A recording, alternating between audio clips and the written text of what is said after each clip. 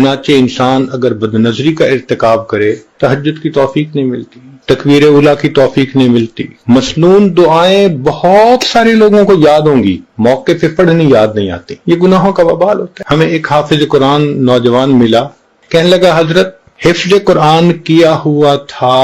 9 سال میں، کبھی ناظرہ بھی قرآن ختم نہیں کیا، توفیق چھن جاتی ہے، فجر کی توفیق نہیں ملتی، قضا ہو جاتی ہے، آنکھیں نہیں کھلتی، الارم لگا لگا کے رکھتے ہیں، الارم بھی بند کر دیتے ہیں، پتہ بھی نہیں ہوتا کیا یا نہیں کیا۔ تو ایک گناہوں کا یہ بھی وبال کہ نیک عمل کی توفیق چھن جاتی ہے، دعا مانگنے کو دل نہیں کرتا، بس ہاتھ اٹھائیں گے اور آدھے منٹ کی دعا، رونا تو بڑی دور کی بات ہے، اللہ کے سامنے آنسو بہانا تو بڑی دور کی بات ہے، آنکھوں میں قحط سالی ہوتی ہے،